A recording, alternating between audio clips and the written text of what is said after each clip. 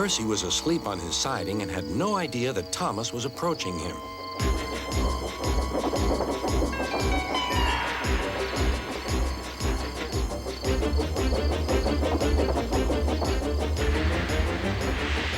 Percy woke up with a start.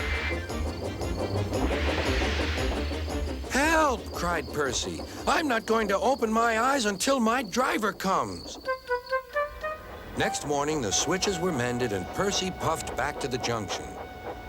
Gordon was just about to leave with the express.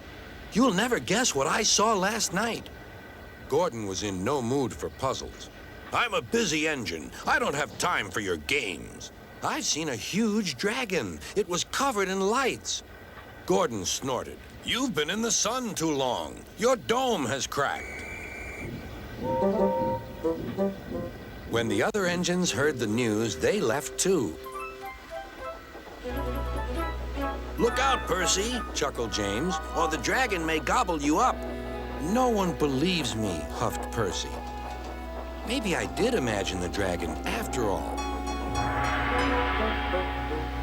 But Percy soon found out that he hadn't. "Help! Save me!" cried Percy. "It's all right," whistled Thomas, and he explained about the carnival. "By the way, how was your night out?" Percy decided to tell Thomas the truth.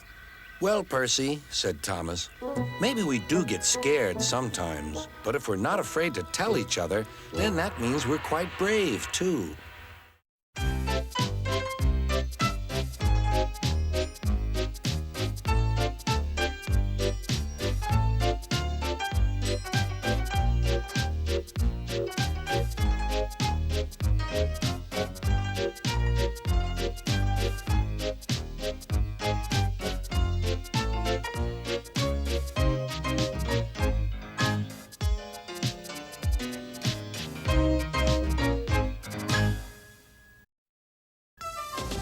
Donald and Douglas are twins and had arrived from Scotland to help Sir Topham Hatt, but only one engine had been expected.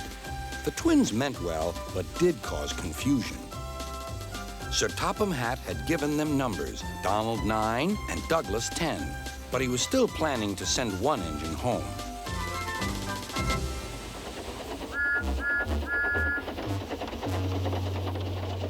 There was a brake van in the yard that had taken a dislike to Douglas. Things always went wrong when he had to take it out. His trains were late, and he was blamed. Douglas began to worry. Donald, his twin, was angry. "You're a muckle nuisance," said Donald. "It's to leave you behind I be wanting." "You can't," said the brake van. "I'm essential." "Ah, are you?" Donald burst out. "You're nothing but a screeching and a noise when all's said and done. Spite doggy, would you? Take that!" "Oh! Oh!" cried the van. "There's more coming should you misbehave." The van behaved better after that. Until one day, Donald had an accident. The rails were slippery. He couldn't stop in time.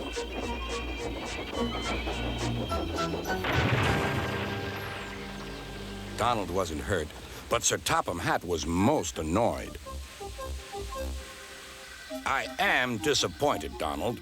I didn't expect such clumsiness from you. I had decided to send Douglas back and keep you." "I'm sorry, sir," said Donald. "I should think so, too. You have upset my arrangements. Now, James will have to help with the goods work while you have your tender mended. James won't like that." Sir Topham Hatt was right. James grumbled dreadfully about extra work.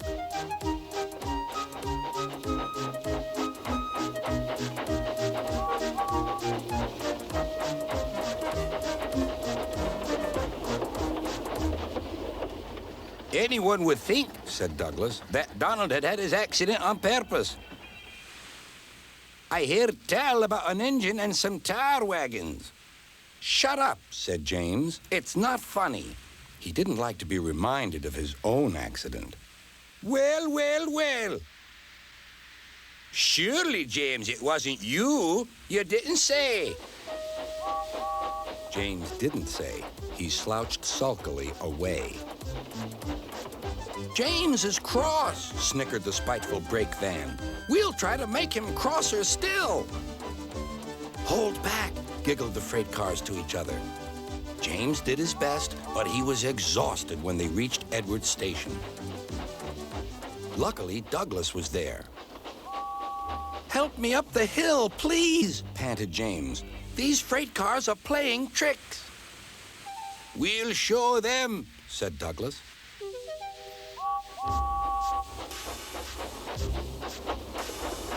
Slowly but surely, the snorting engines forced the freight cars up the hill. But James was losing steam. I can't do it! I can't do it!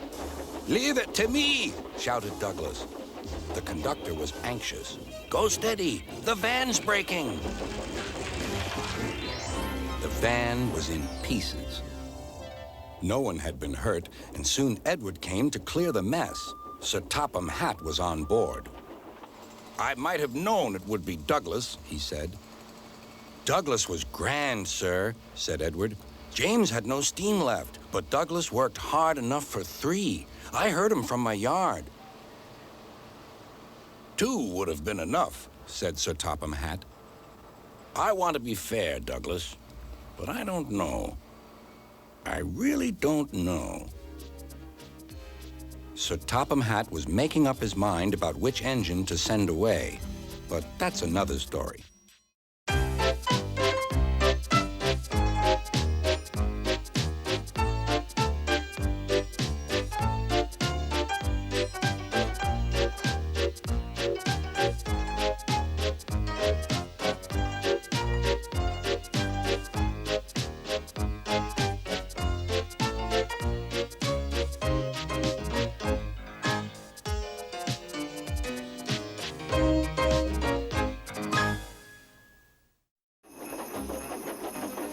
Snow came early to the island of Sodor. It was heavier than usual.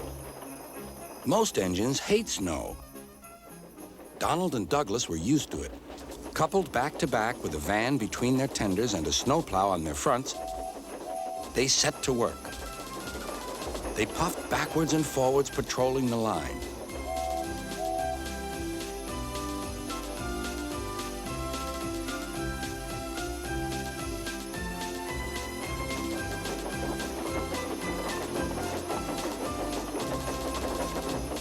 Generally, the snow slipped away easily, but sometimes they found deeper drifts.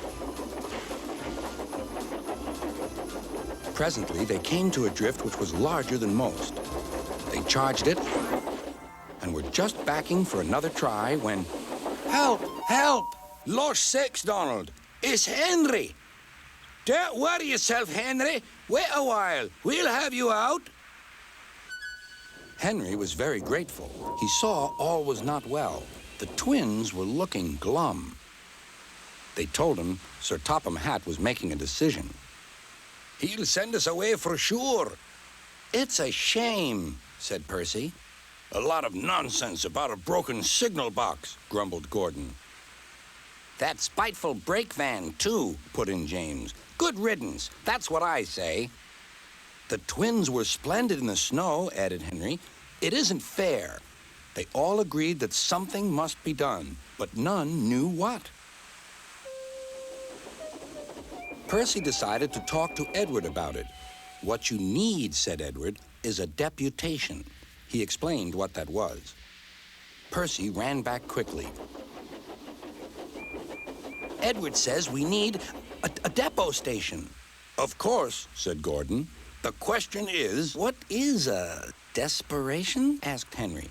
It's when engines tell Sir Topham Hatt something's wrong, said Percy. Did you say tell Sir Topham Hatt? Asked Duck thoughtfully. There was a long silence.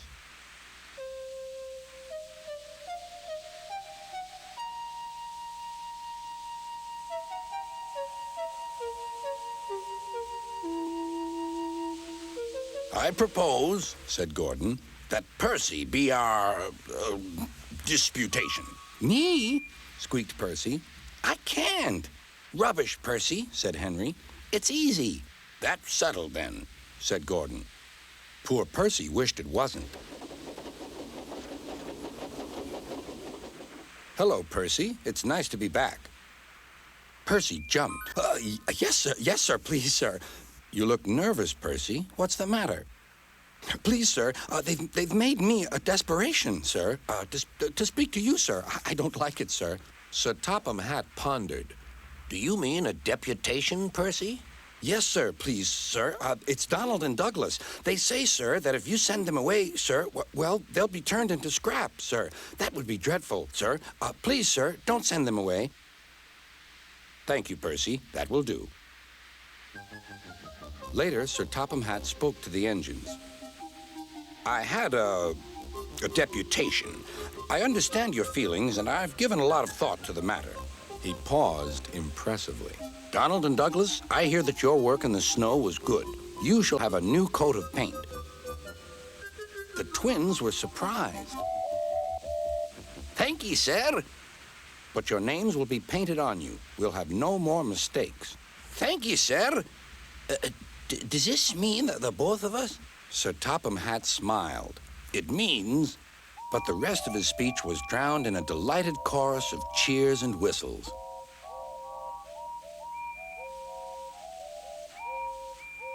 The twins were here to stay.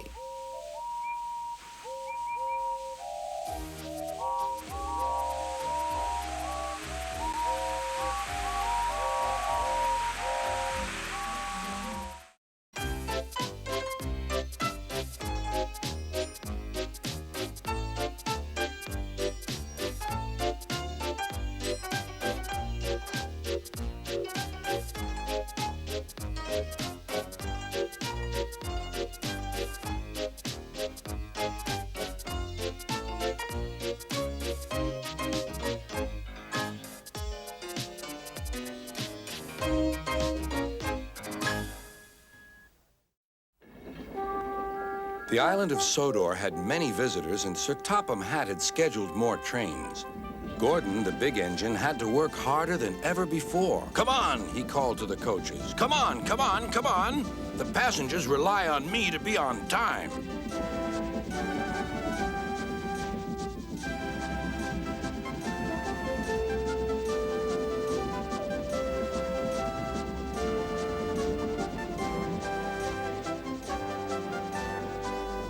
Whenever Gordon finished one journey, it was time for another to begin.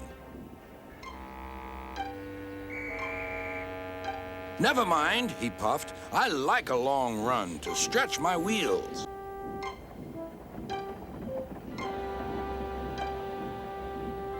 Even so, Sir Topham Hatt decided that Gordon needed a rest. James shall do your work, he said kindly. James was delighted. He liked to show off his smart red paint and was determined to be as fast as Gordon.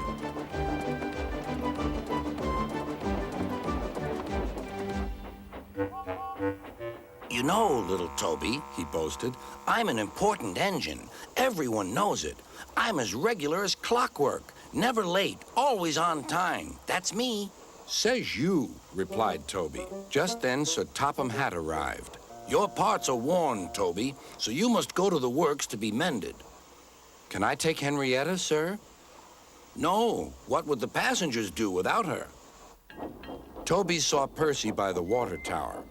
Don't worry, Toby. I'll take care of Henrietta until you get back.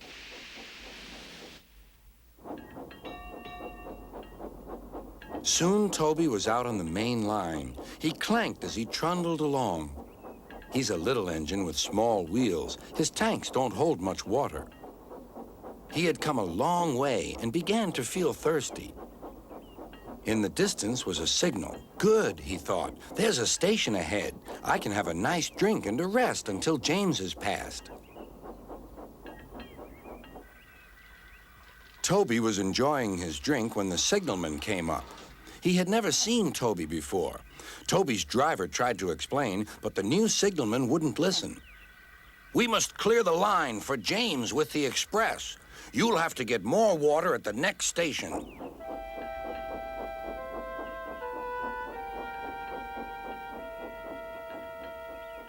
Hurrying used a lot of water, and his tanks were soon empty. Poor Toby was out of steam and stranded on the main line. "We must warn James," said the fireman. Then he saw Percy and Henrietta. "Please, take me back to the station. It's an emergency." Henrietta hated leaving Toby. "Never mind," said Percy. "You're taking the fireman to warn James. That's a big help." Henrietta felt much better. James was fuming when he heard the news. "I'm going to be late." "My fault," said the signalman. "I didn't understand about Toby." "Now, James," said his driver, "you'll have to push Toby." "What, me?" snorted James. "Me? Push Toby and pull my train too?" Grumbling dreadfully, James set off to find Toby.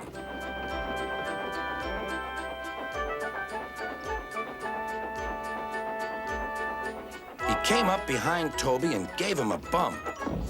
"Get on, you!"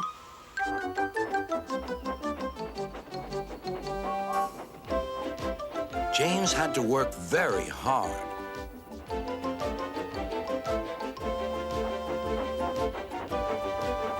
When he reached the workstation, he felt exhausted.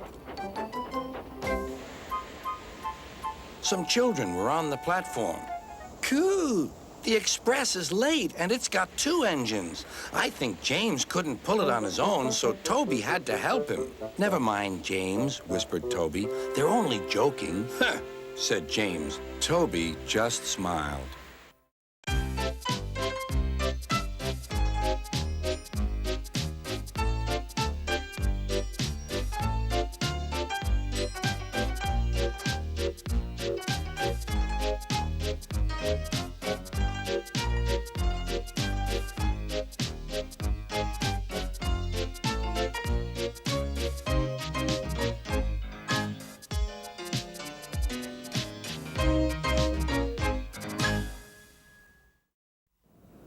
It was a cold winter's morning on the Island of Sodor. The wind was bitter and the ground hard with frost.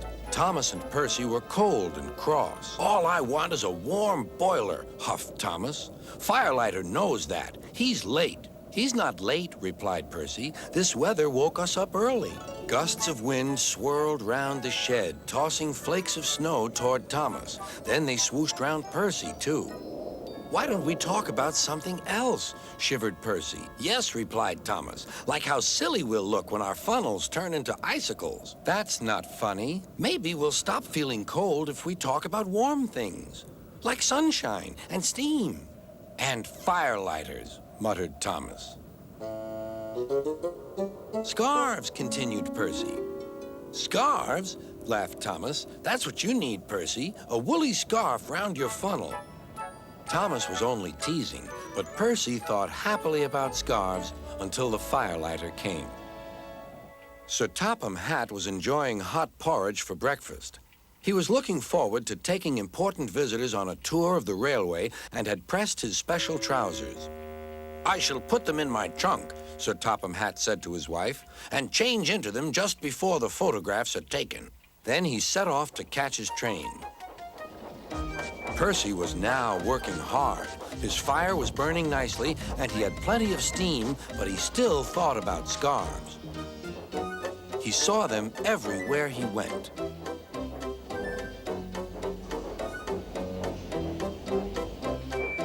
"My funnel's cold, my funnel's cold," he puffed. "I want a scarf, I want a scarf." "Rubbish, Percy," said Henry. "Engines don't wear scarves." "Engines with proper funnels do," replied Percy. "You've only got a small one." Before Henry could answer, Percy puffed away. Henry snorted. He was looking forward to pulling the special train. It was time for the photographs. Everyone was excited. Sir Topham Hatt was waiting on the platform for his trousers. They were in a trunk amongst a big load of baggage. The porters were taking the baggage trolley across the line. They were walking backwards to see that nothing fell off.